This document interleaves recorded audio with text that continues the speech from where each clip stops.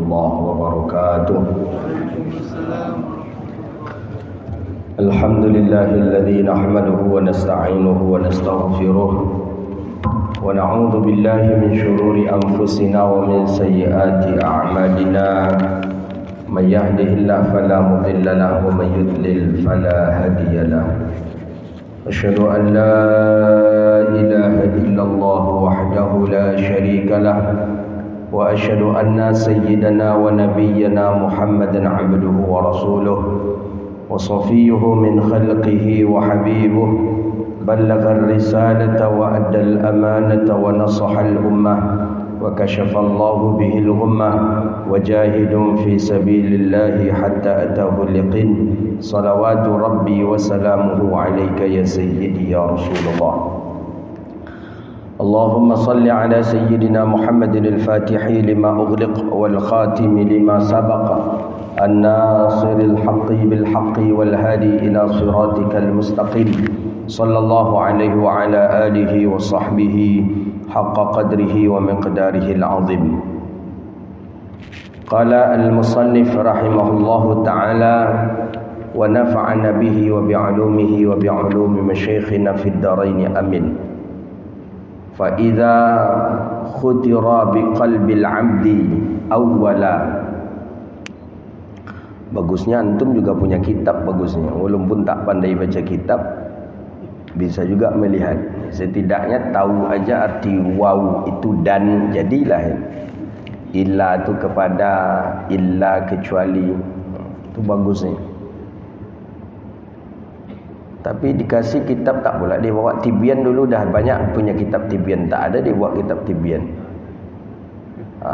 Nanti dicarikan pula kitab Minhajul Abidin ini, nanti tak antum, jadi tak antum bawa pula nanti.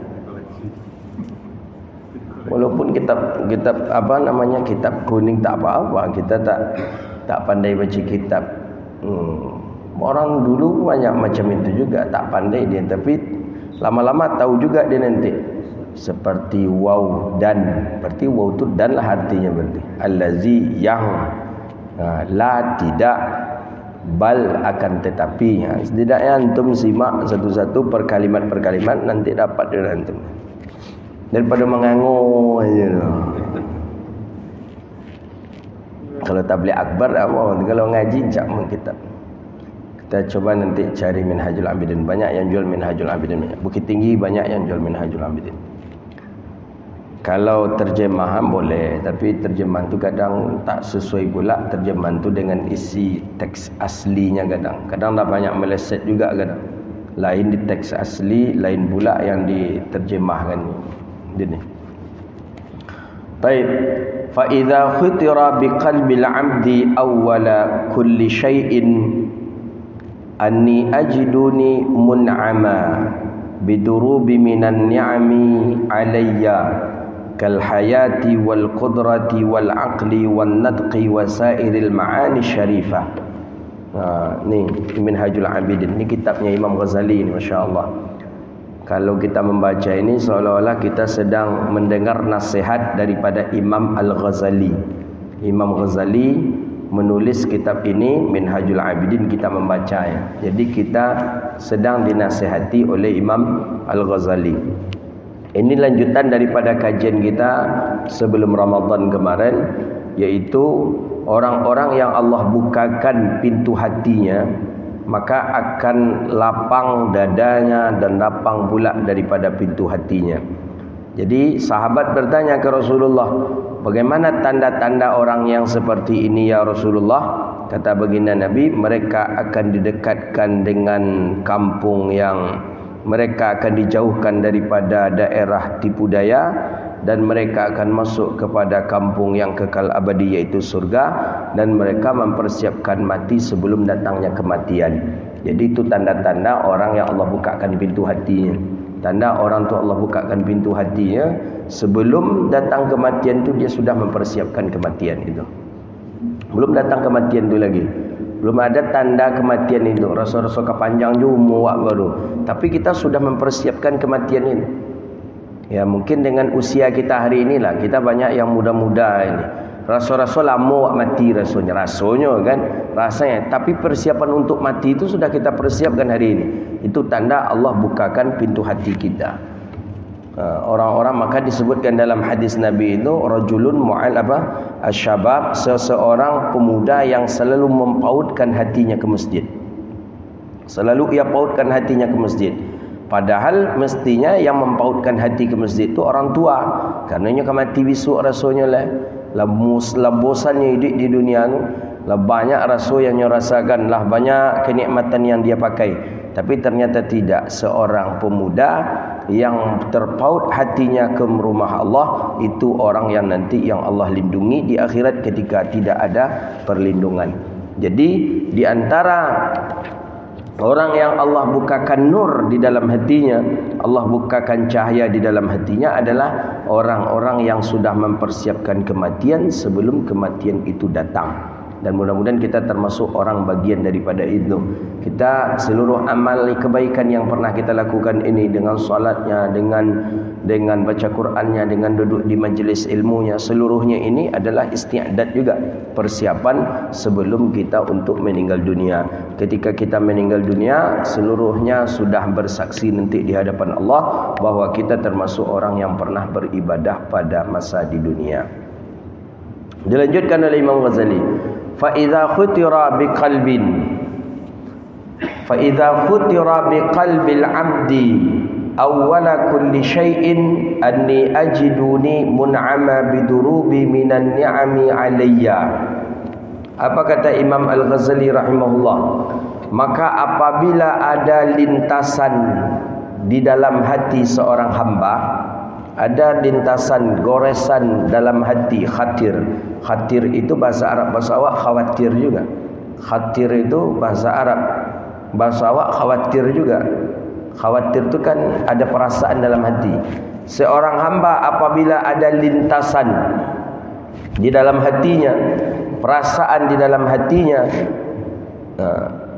bahwa sesungguhnya ia orang yang sedang dekat dengan Allah, bahwa sesungguhnya dirinya orang yang sedang berupaya dekat dengan Allah dengan beribadah dengan segala macamnya, maka kata Imam Syafi'i, maka dia akan berkata kepada dirinya, orang yang merasakan dekat dengan Allah ada lintasan dalam hatinya, dan kini kau sedang taat. Pasti setiap kita pasti ada goresan itu di dalam hati kita.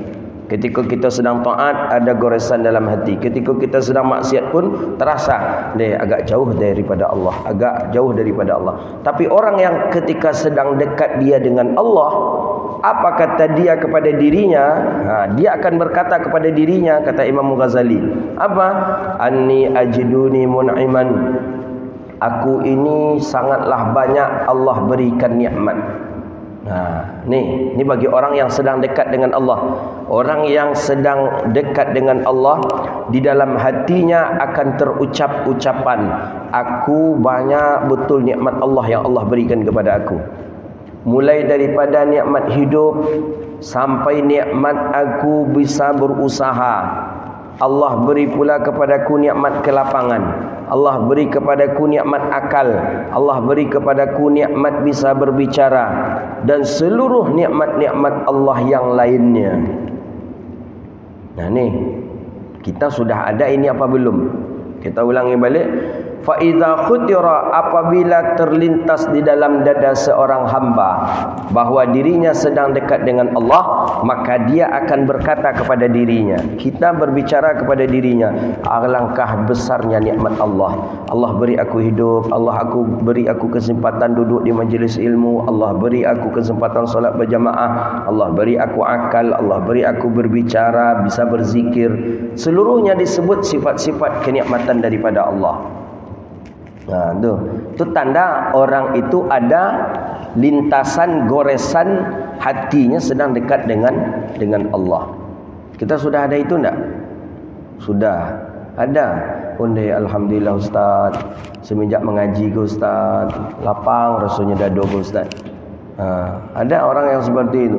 Alhamdulillah masih Allah takdirkan hidup, masih Allah takdirkan punya akal, masih Allah takdirkan bisa berbicara, masih Allah takdirkan makan, masih Allah takdirkan minum. Itu tanda Allah sedang dekat dengan engkau berarti. Ya, itu kecil Imam Ghazali. Kalau ada kita yang seperti itu, berarti itu tanda Allah sedang dekat dengan kita. Ma'ama yansarifu anni min durubil madari wal afat. Sambil dia berkata, Allah tidak memberikan kepada aku nikmat-nikmat yang menghilangkan aku dan menjauhkan aku daripada Allah. Allah tidak mencelakakan aku, Allah tidak menghaniaya aku, Allah tidak. Pokoknya Allah hilangkan seluruh yang berbahaya-bahaya itu daripada kita. Itu dia. Alhamdulillah. Jadi kata Imam Ghazali apa? Apabila terlintas daripada hati seorang hamba bahawa dia sedang dekat dengan Allah, maka dia berbicara kepada dirinya, alangkah mulianya aku, alangkah eloknya nikmat nasib aku. Allah berikan kepadaku nikmat kehidupan, nikmat usaha, nikmat akal, nikmat berbicara. Disebut nikmat Allah seluruhnya. Dan Allah pun menjauhkan segala nikmat-nikmat yang lain daripada aku yang tidak ada manfaatnya untukku. Wa inna lihadhihi an-na'ami mun'iman yutalibuni bisyukrihi wa khidmatihi. Kemudian dia berbicara lagi kepada dirinya, maka karena nikmat Allah yang banyak itulah aku mesti harus bersyukur kepada Allah dan aku mesti menggunakan nikmat itu ke jalan yang Allah redha. Itu dia. Jadi seorang insan dia sedang dekat dengan Allah. Dia berbicara kepada dirinya, memang banyak nikmat Allah tu untuk aku. Allah sihatkan aku, Allah beri aku hidup, Allah beri aku akal, Allah beri aku bisa berbicara, dan Allah masih memberikan nikmat taufik hidayah kepada aku. Aku wajib bersyukur kepada Allah dan aku gunakan seluruh nikmat itu untuk Allah. Kemudian dia berbicara lagi, fa in ghafaltu an zalik. Ini hati seluruhnya. Ini mainan hati ni, bukan mainan ucapan. Ini di hati kita, di hati orang yang taat. Di hati orang yang sedang taat kepada Allah, dia akan berkata di dalam hati, maksudnya bukan berkata dengan mulutnya, dalam hati. Apa ucapan dalam hati? Besar nikmat Allah berikan kepada aku. Aku hidup, aku sehat, aku berakal, aku bisa berbicara. Itu dalam hati seluruhnya dia bacakan, dia ucapkan. Allah menjauhkan aku daripada segala mara bahaya. Allah jauhkan aku daripada segala hal-hal yang membuat aku binasa. Maka oleh karena itu aku mesti bersyukur kepada Allah dalam hati lagi. Aku mesti menggunakan nikmat itu kepada Allah dalam hati lagi. Dan kemudian apa dia ucapkan dalam hati dia lagi? Fa in ghafaltu an zalika fayazilu anni ni'mah. Kalau seandainya aku lalai daripada Allah, maka Allah akan mengambil nikmat itu daripada aku. Masih ucapan hati lagi. Gitu dia. Pernah tak itu terucap di hati kita? Ini ucapan hati seluruhnya ni. Hati ni tak ada yang tahu kecuali sahibul qulub. Sahibul qulub tu kita. Tak ada orang yang bisa mengetahui hati. Apa itu lintasan hati? Tak ada orang yang lebih mengetahuinya kecuali Allah. Dalam Ihya Ulumuddin sudah disebutkan itu. Tak tahu. Hatta doktor yang memakai alat apa nama tu yang memasukkan ke telinga tu, itu begekokan ke dadun. Apa-apa saudara kira tahu doktor isi hati kita? Tak. Dia hati waktu kecian dalam hati tu. Doktor ko lagi jawab ngumpama. Nak tahunya doktor tu dah.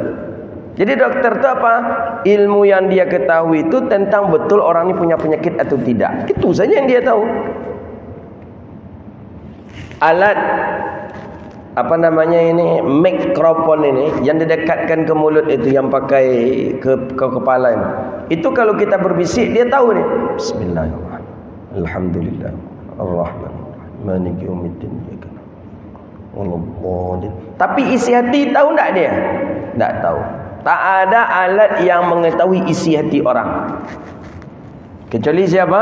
Allah.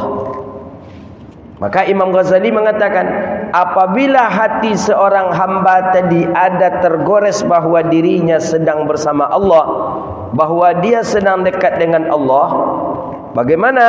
Pasti dia akan berkata di dalam hatinya, besar nikmat Allah berikan kepada aku. Allah berikan aku hidup, Allah berikan aku akal, Allah berikan aku bisa berbicara, Allah berikan aku kekuatan.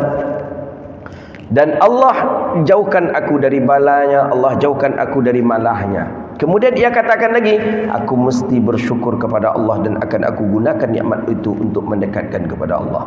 Dia katakan lagi, kalau aku lalai daripada seluruhnya bersyukur kepada Allah di atas nikmat Allah tadi, maka Allah akan mengambil nikmat itu daripada aku. Wa yaziqani ba'sahu niqamah, maka akan Allah hinakan aku dengan azabnya Allah Subhanahu wa taala. Kalau ada itu yang tertanam di dalam dada kita, berarti kita termasuk orang yang sedang dekat dengan Allah. Itu kata Imam Ghazali. Ada enggak itu tu? Ada enggak kira-kira perasaan itu tu yang ada di kita? Wajib kita mungkin sampai di nikmat tadi aja mungkinnya. Mungkin kita sampai alhamdulillah dia masih hidup, alhamdulillah masih bisa mengaji, alhamdulillah masih bisa salat berjamaah, sampai situ aja. Lanjutannya tak ada, dan harus bersyukur kepada Allah dan harus khidmat kepada Allah. Kalau dan lalai Allah ambil nikmat kau, kalau nikmat tu Allah ambil, aku akan dihinakan Allah. Sampai itu tu tak ada gitu tu. Ya kan? Itu diajar Imam Ghazali. Berarti separuh baru tingkat ketaatan kita kepada Allah. Kemudian dia katakan lagi dalam hatinya, ucapan hati semuanya ni. Waqad ba'atha ilayya rasula, dan Allah telah menganugerahkan kepada aku seorang rasul. Itu dalam hati je tu. Berterima kasih kepada Allah.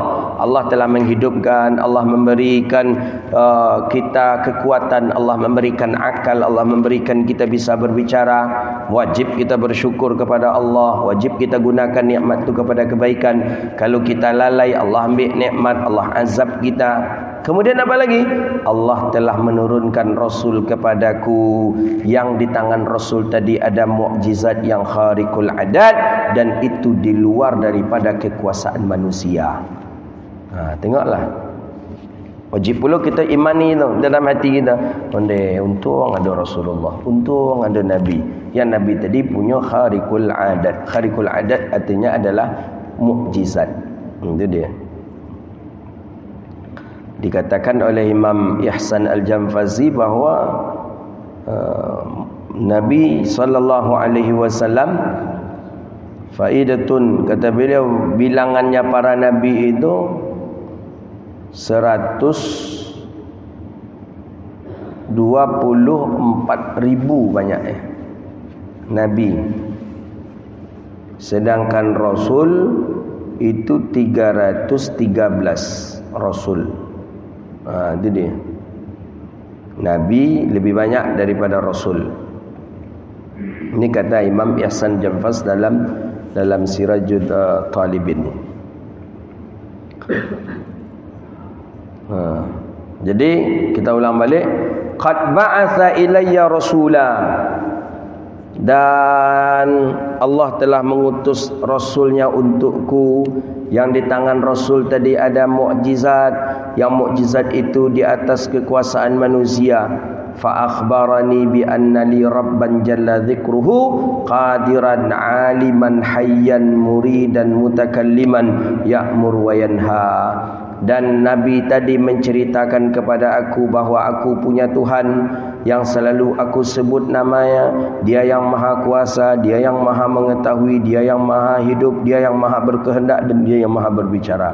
Ya'mur wa yanha, dia yang memerintahkan dan dia pula yang melarang. Qadiran ala ayu aqiba in asaituhu, dan Allah itu kuasa jika aku bermaksiat kepadanya dia akan mengazabku, dan Allah itu berkuasa, dia akan memberi pahala kepadaku kalau aku taat kepadanya. Allah itu aliman bi asrari, Allah itu lebih mengetahui segala rahasia-rahasiaku, dan Allah juga telah membaca fikiran-fikiranku. Sampai ke situ. Jadi itu masih dalam hati kita baru tu. Dalam hati kita seluruhnya itu. Jadi tasawuf itu banyaknya memang amalan hati. Di dalam hati seluruhnya. Ya Allah, ya nikmat Engkau lah banyak ya Allah. Engkau beri aku hidup, Engkau beri aku kekuatan, Engkau beri aku akal, Engkau beri aku pemikiran ya Allah. Ya Allah, aku wajib bersyukur kepadamu ya Allah. Dalam hati ni, dalam hati. Ya Allah, aku wajib menggunakan nikmat aku ini untukmu ya Allah. Ya Allah, jika aku lalai ya Allah, pasti Engkau mengambil nikmatku ini, dan Engkau akan marah dan Engkau akan mengazabku ya Allah. Ya Allah, Engkau juga menurunkan Rasul kepadaku ya Allah. Rasul aku pernah memberikan wasiat, Rasulku pernah memberikan informasi kepada aku bahawa aku ada Tuhan yang selalu aku sebut, yang Dia Maha Kuasa, Dia Maha Mengetahui, Dia Maha Hidup, Dia yang memerintahkan, Dia yang melarang, dan Dia yang mengazab aku ketika aku bermaksiat, dan Dia yang memberi pahala ketika aku taat, dan Dia mengetahui segala rahasiaku, dan Dia telah membaca fikiranku, dan Dia telah memenuhi janji terhadap janjinya. Wa amara biltizami qawanin syar'i fayaqa fi qalbihi annahu mumkinun. Dan Allah juga telah membuat undang-undang syariat, dan itu ada terpatri di dalam dada kita. Jadi kalaulah itu tuado di dalam dada kita, bagaimana? Iz lastihilahatu lastihalata lidzalika fil aqli fa awwal badihatin fayakhafu ala nafsihi inda dzalik. Kalau kita ada seperti itu di dalam dada kita, berarti kita termasuk orang yang sedang masuk ke tahap yang pertama, yaitu yang disebut dengan badihah. Dunia. Siapa itu? Orang yang sedang menggunakan akalnya, menggunakan hatinya untuk dekat dengan Allah. Ini memang Minhajul Abid ini agak tinggi ni, tapi nak apa dah, kan mencuba mengaji kan. Tak lalu kau baik lolok diam aja mengaji. Jadi orang yang sedang dekat dengan Allah, ada saja lintasan bahawa dia sedang dekat dengan Allah, munculkan yang tadi itu. Munculkan cepat yang tadi itu. Alhamdulillah ya Allah, bisa duduk di majlis ilmu. Alhamdulillah ya Allah, sehat je ya Allah. Alhamdulillah ya Allah, sempat je ni. Kalau biasanya, kalau ni makamnya orang yang agak tinggi ni. Kalau makamnya orang-orang awam je banyak mencontoh ke orang lain. Alhamdulillah awak sihat, sianu tu sakit taruh je ni. Tu makamnya orang awam baru tu. Banyak mencari bandingannya. Alhamdulillah awak le sihatnya, sianu tu lumpuh nak bisa berjalan. Awak le ya doa akal, sianu tu lagi gilo je tadi. Awak alhamdulillah le bisa mengecek, sianu tu bisunya. Tu makam orang awam. Kini tak di Minhajul Abidin, tak itu makam kita lagi. Minhajul Abidin nak menengok kepada orang lain lagi, tapi menengok kepada hati kita lagi. Gitu. Wa ma yansarifu anni min durubil madari wal afat. Alhamdulillah, ndak ada Allah magi awak laknat, ndak ada Allah magi kita musibah, ndak ada Allah magi kita bala tu. Kemudian setelah itu kau wajib ambo bersyukur kepada Allah, wajib ambo gunakan nikmat itu kepada Allah. Kemudian kalau aku lalai, pasti Allah mengambil nikmat itu. Kalau aku lalai, pasti Allah marah kepada aku. Kalau aku lalai, pasti Allah akan mengazab kepada aku. Gitu dia. Kalau lo bisa wa ina-ina orang kau. Kalau lo ni alhamdulillah. Cubalah kalau den turian sisanu tu patang mungkin sampai kini duduk je di kedai kopi dan baru-bahannya. Hanya kalau lo ni bisa. Ketiduran dah alhamdulillah. Ketuanglah berkawan je sianu lain nyobok ke pengajian. Kalau indak kau entahlah. Alhamdulillah lah. Kalau indak kau dalam sehari itu selama kau bisa sembahyang 3 waktu. Kinilah alhamdulillah 5 waktu. Berarti kita termasuk orang yang sudah beramal dengan fikri, dengan akal, dan begitu juga dengan hati. Itu dia. Berpahala tak macam tu? Berpahala. Makanya amalannya orang tasawuf tu zikirnya zikir qalbi. Kalau kita orang syariat, zikir kita zikir dengan badan. La ilaha illallah, la ilaha illallah, la ilaha illallah. Salat, rukuk, sujud, itu zikirnya orang syariat. Kalau zikirnya orang tasawuf, memenuang tapi pahala memenuangnya. Dia banyak merenung dia. Makanya orang-orang tasawuf tu, orang sufi tu duduk itu banyak duduk-duduk memenuang. Gitu. Tu duduk-duduk orang sufi. Duduknya macam tu tapi mendapatkan pahala. Kenapa? Karena yang tadi itu seluruhnya isi hatinya. Kan zikir itu. Alhamdulillah Allah bagi kesihatan. Alhamdulillah Allah bagi akal, Allah bagi kekuatan. Alhamdulillah. Wajib dan bersyukur kepada Allah. Alhamdulillah ya Allah. Jangan sampai ambo kufur kepada Engkau ya Allah. Engkau akan mengazab. Untunglah ada Nabi mengajarkan pahala nak itu tu. Pahala. Maka orang tasawuf tu macam kau. Bukan duduk merdeka. Kalau duduk merdeka, duduk kalah berjudi. Habis PT pulang minta bini makak je lain. Awak nak nion je main. Tu merdeka gaya duduk lah tu. Maka jangan sepele kita orang-orang tasawuf ini. Ya tasawuf memang betul-betul tasawuf ya. Jangan tasawuf kawin, tasawuf kawin. Tasawuf kawin terinspirasi ingin jadi wali. Akhirnya nak tantun tak siapa-siapa jadi wali ni. Hati-hati. Kalau tasawuf tu orang-orang tasawuf ni. Zikirnya itu tidak nampak, tidak dengan la ilaha illallah, la ilaha illallah. Itu zikirnya orang syariat. Kalau zikirnya orang tasawuf tadi mana-mana orang. Gitu. Biasa nak mana-mana orang tu lain nak apa tu. Cuma nak buat manuang wak lain. Manuang wak lain ni. Hutang je si anu. Apa cara kau membayar? Kau hutang ada je lah. Hutang kau seko je tu tempo. Nak nampak pemain. Azab badan di dunia. Itulah. Kalau awak ikut gaji tasawuf tu memang manuang awak ibadah. Manuang kita ibadah. Tak ada tekanan ada awak. Cukup dengan Allah ni. Alhamdulillah ya Allah. Wajiblah kami bersyukur kepadamu ya Allah. Fayakhafu ala nafsihi 'inda dhalika fayafza'u fahadha khatirun faza'il ladhi yunabbihul 'abda wa yalzimuhul hujjah. Maka apa kata Imam Al-Ghazali rahimahullah? Maka kalau sudah itu yang terbayang, maka dia termasuk bagian daripada hamba al-mazkur yang disebut itu min matalabati min rabbi. Dia daripada menuntut daripada Tuhannya dengan syukur di atas nikmatnya. Maka kalau sudah elok, maka mustahil, maksud mustahil tidak akan terjadi daripada akalnya terpelesek daripada memikirkan Allah. Kalaulah ada itu di dalam dada kita, itulah mantap. Tak ada kita buruk sangka kepada Allah. Itulah mantap. Pikiran kita pun sudah mantap itu. Kalau sudah itu ada di dalam dada kita, lah mantap itu. Maka fayakhafu dzalikal 'abd, maka takut dia seorang hamba tadi di atas dirinya. Takut apa ketakutan itu? Ketakutan yang bahawa hilang daripada cara pikiran itu daripadanya. Wa yalzimuhul hujjah, maka ini adalah hujjah. Hujjah maksudnya alasan yang tepat. Wa yaqta'u anhu ma'dzirah, dan telah memutuskan daripada orang tadi akan fikiran-fikiran yang tidak elok. Wa aijuhu ila an-nadhri wal istidlal, dan telah melemahkan juga daripada memandang dan mencari dalil.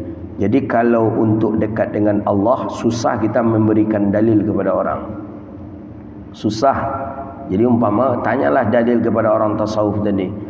Apa tandanya sedang dekatnya dengan Allah? Payah. Kita bisa menampakkannya kadang semayang biasa-biasa saja. Solatnya solat fardu saja 5 waktu, sunat rawatib. Tak pernah nampak dewaknya membaca Quran. Tak pernah nampak di kita inyo qiyamul lail lama. Tak pernah. Jadi mananya? Amalannya amalan qalb. Kalau amalan hati tak perlu kepada dalil dan tak perlu kepada hujjah.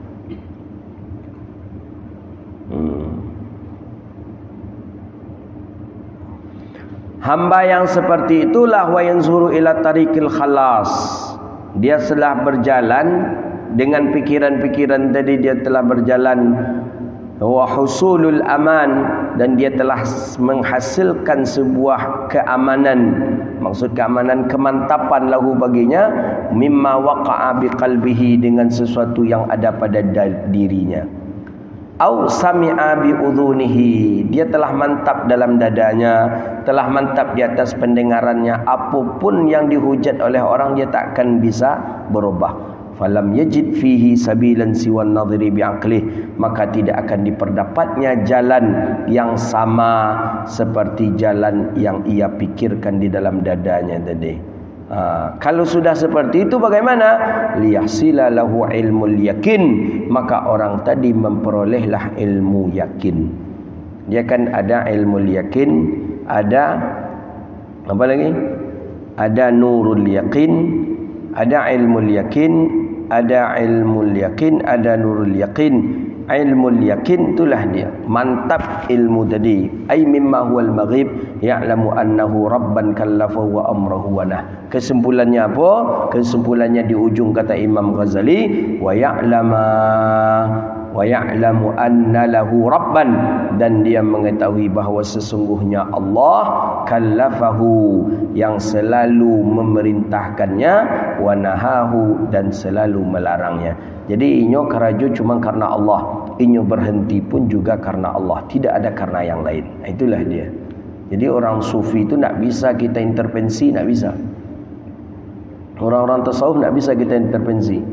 Datang wak kayaknya beko pilih koyo gejawa, tak bisa. Tak bisa diintervensi. Karena dia cuma yang bisa mengintervensinya Allah. Amarahu wa nahah. Allah perintahkan, dia bergerak. Allah larang, dia berhenti. Itulah ulama yang muhaqqiqin. Itu yang dia ulama-ulama yang sudah mendapatkan ilmul yakin. Kalau awak tidak, awak bisa diintervensi lah. Masih bisa diintervensi.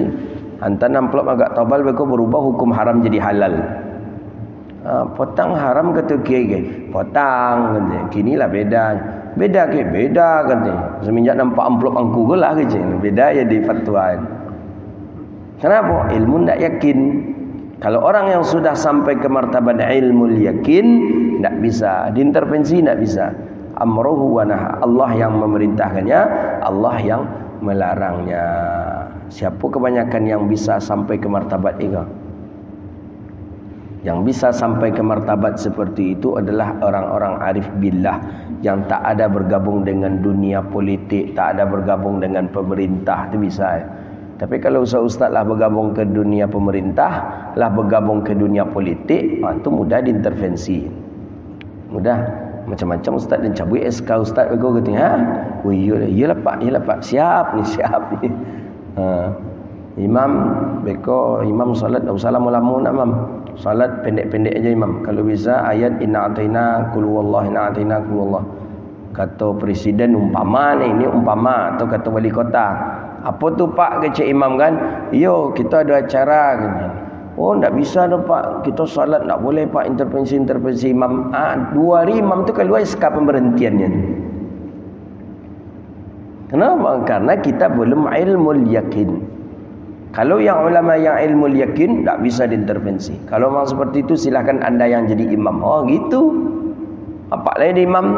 Jadilah dapat imam, suruh dapat yang imam. Tak usah saya. Itu ilmu yakin. Gitu dia. Ya awak walaupun alun bisa licik membaca je mengetahui jadilah kan. Mengamalkannya bila lo besok ada masa Allah beri peluang untuk mengamalkan, akan kita amalkan insya-Allah. Jadi kesimpulannya apa? Seorang hamba ketika dia sudah merasakan bahawa dirinya sedang dekat dengan Allah, apa tandanya? Dia di dalam dadanya, di dalam hatinya dia memuji, alhamdulillah ya Allah. Allah engkau beri aku kekuatan, engkau beri aku kehidupan, engkau beri aku akal, engkau beri aku bisa berbicara. Banyak nikmat yang engkau berikan ya Allah, mesti aku bersyukur kepadamu dan aku gunakan kepada jalan yang engkau redha. Ya Allah, kalau aku lalai, engkau akan marah kepadaku. Engkau akan ambil nikmat aku ini dan engkau akan menurunkan azabnya kepadaku. Dan ya Allah, engkau menurunkan Nabi kepadaku yang dia memiliki mukjizat. Nabiku pernah memberitahu kepadaku bahawa ada Tuhan, bahawa bi anna li rabban, ada Tuhan yang selalu kusebut namanya, yang dia yang maha kuasa, yang maha mengetahui, yang maha hidup, yang maha berkuasa. Dia yang memerintahkan, dia yang melarang. Dia yang memberi azab kepadaku kalau aku berbuat maksiat, dan dia yang memberi pahala kepadaku ketika aku berbuat taat. Dia mengetahui seluruh rahasiaku, dan dia mengetahui lintasan yang ada di dalam pikiranku. Dia tidak pernah menyalahi daripada janjinya. Itu kalaulah itu ada dalam dada kita, maka kita sudah sampai ke martabat ilmu yakin. Itulah mantap kita tu. Lah mantap, tak tergoyang dek apa itu tu. Jadi kalau bahasa orang adatnya pun tak lakang dek paneh, tak lapuk dek hujan. Tunjuk kalau ada itu di dalam dada kita, berarti kita sudah sedang dalam keadaan mantap dengan Allah. Wa billahi taufiq.